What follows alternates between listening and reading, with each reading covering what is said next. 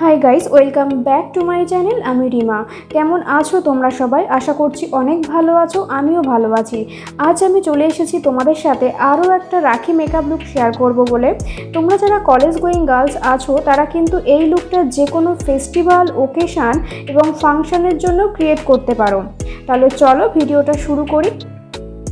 First আমি use করছি গুডভাইজের vitamin C brightening সিরামটা। এটার মধ্যে যেহেতু ভিটামিন সি আছে, এটা আমাদের স্কিনটাকে ভিতর থেকে ব্রাইট করতে সাহায্য করবে, স্কিনটা টাইটেনিং করবে এবং স্কিনের মধ্যে যে কোলাজিন আছে সেটাও প্রডিউস করতে সাহায্য করবে।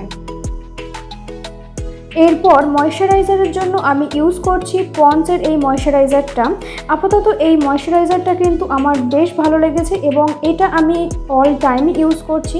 ময়শ্চারাইজার কিন্তু বেশি ঘষে ঘষে অ্যাপ্লাই করবে না, স্কিনের উপর অ্যাপ্লাই করার পর একটু ওয়েট করবে, দেখবে যে স্কিনের মধ্যে অ্যাবজর্ব হয়ে যাচ্ছে। আমি যেহেতু এই লুকটা ডে টাইমের জন্য ক্রিয়েট করেছিলাম, তাই আমি এখানে গুডভাইজের এই সানস্ক্রিনটা অ্যাপ্লাই করব। গুডভাইজের এই সানস্ক্রিনটা আমাদের স্কিনকে সানবার্ন থেকে প্রোটেকশান দেবে, সান ড্যামেজ থেকেও অ্যাভয়েড করবে এবং স্কিনে একটা আলাদা ন্যারেশন দেবে।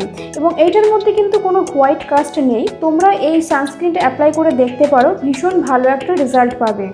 এবার আমি অ্যাপ্লাই করব ইনসাইড কসমেটিক্সের এই 3-in-1 প্রাইমারটা।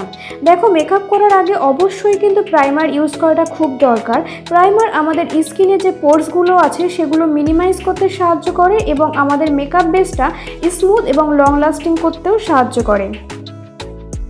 এরপর ইনসাইড কসমেটিক্সের এই কনসিলার প্যালেট থেকে এই অরেঞ্জ কারেক্টারটা ইউজ করব আমার ডার্ক সার্কেলগুলো হাইড করার জন্য।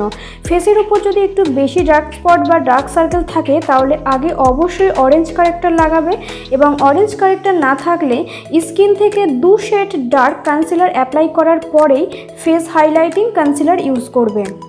আজ আমি পন্ডসের বেবি ক্রিমটা ইউজ করব। বেবি ক্রিম কিংবা ফাউন্ডেশন যদি তোমাদের স্কিনের উপর ভালো করে ব্লেন্ড না হয় তাহলে যে কোনো ফেস সিরাম একটু মিক্সড করে দেখো, তারপরে অ্যাপ্লাই করলে স্কিনের উপর খুব ভালো করে ব্লেন্ড হয়ে যাবে এবং রেজাল্টটাও কিন্তু তোমরা খুব ভালো পাবে।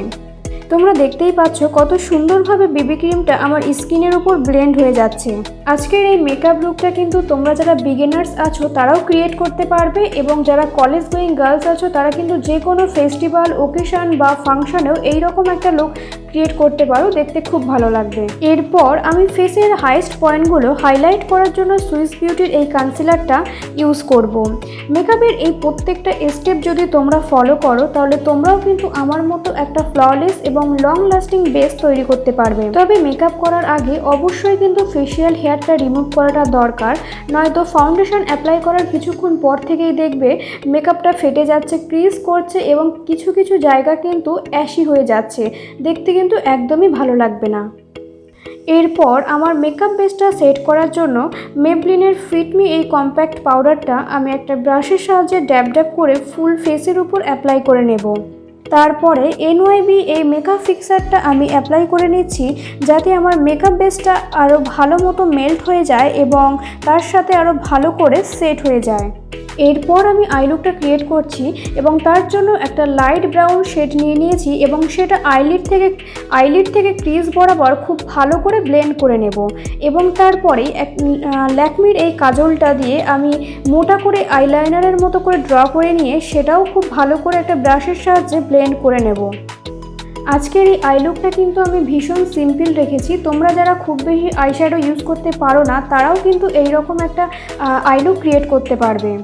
এবং সেম কাজলটাই আমি লোয়ার ওয়াটার লাইন এবং আপার ওয়াটার লাইনেও খুব ভালো করে অ্যাপ্লাই করে নেব। তারপরে ফার্স্ট যে ব্রাউন কালারটা আমি আইলিডে অ্যাপ্লাই করেছিলাম সেটাই একটা ব্রাশের সাহায্যে আমার লোয়ার ল্যাশ লাইনেও খুব ভালো করে ব্লেন্ড করে নিচ্ছি। নেক্সট আমি এনওয়াইবির এই ব্লাশ প্যালেটটা অ্যাপ্লাই করব।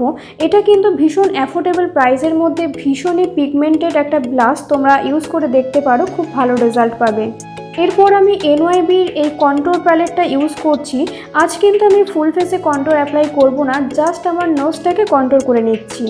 তোমাদের মধ্যে একজন আমাকে রিকোয়েস্ট করেছিল আইল্যাশ অ্যাপ্লাই করাটা দেখানোর জন্য, তাই সেটাই আমি তোমাদেরকে দেখাচ্ছি। তো আমি যেভাবে আইল্যাশটা অ্যাপ্লাই করছি তোমরাও কিন্তু খুব সহজে সেই রকমভাবে আইল্যাশ অ্যাপ্লাই করতে পারো এবং আইল্যাশ অ্যাপ্লাই করার পর দুটো চোখেরই তোমরা পার্থক্য দেখতেই পাচ্ছ। এরপর আমি সুইস বিউটির এই লিপ লাইনারটা ড্র করে নেওয়ার পর এনওয়াইবির এই লিপস্টিকটা অ্যাপ্লাই করে নেব। ডে টাইমে মেকআপ লুকের জন্য এই লিপস্টিকটা কিন্তু একদমই পারফেক্ট। এরপর আমি হাইলাইটার অ্যাপ্লাই করে নিচ্ছি নোজ, চিক, চিন এবং ফোরহেডে। So this is my final look guys.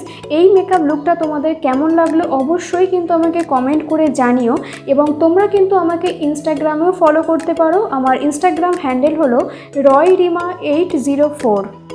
ভিডিওতে যে প্রোডাক্টগুলো আমি ইউজ করেছি সেগুলো কিন্তু সবগুলোই ভীষণই অ্যাফোর্ডেবল, এবং প্রত্যেকটা প্রোডাক্টের লিঙ্ক কিন্তু তোমরা ডেসক্রিপশন বক্সে পেয়ে যাবে।